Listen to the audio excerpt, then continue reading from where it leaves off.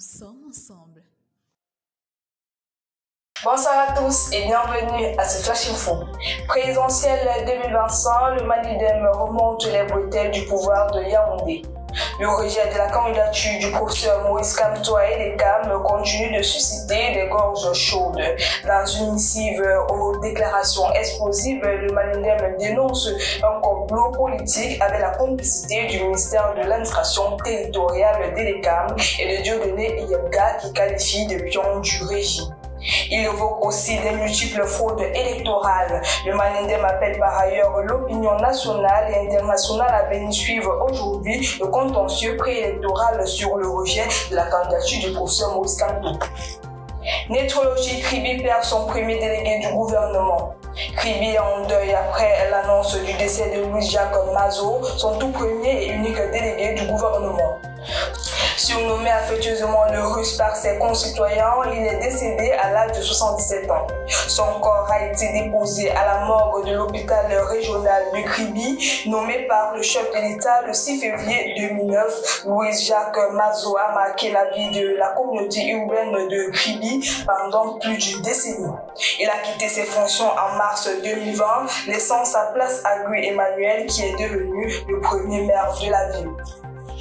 Au Congo, la famille de Blanche Tounazi émet des doutes sur les causes du décès de leur fille.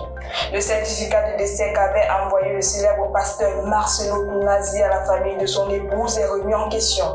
Selon l'oncle de la disparue, il n'est marqué nulle part sur le document l'opération qui aurait causé la mort de Blanche, telle que l'avait déclaré son époux.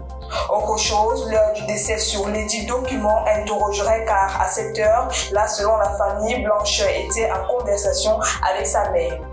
Sa conjointe est décédée le 12 juin 2024. Le pasteur a épousé une nouvelle femme le 23 juillet 2025, soit un an et quelques semaines après le décès de Blanche Tounazi. Les Lions indomptables terminent le travail en beauté face à la Côte d'Ivoire. Une réaction d'orgueil pour nos Lions indomptables qui ont littéralement étouffé la Côte d'Ivoire lors d'un match de classement. Par un score sans appel de 85 à 25, le Cameroun s'offre ainsi une chance de décrocher la 5e place finale du tournoi face au Mozambique. Ce dernier défi sera l'occasion parfaite de clôturer cette compétition sur une bonne note et de préparer l'avenir avec sérénité. Il reste un dernier combat et les Lions le savent. Il n'est plus question de baisser la garde. Prochain match Cameroun-Mozambique. Et c'est tout pour ce point d'actualité, mesdames et messieurs. Merci de nous avoir suivis et restez connectés sur les antennes de Campus TV.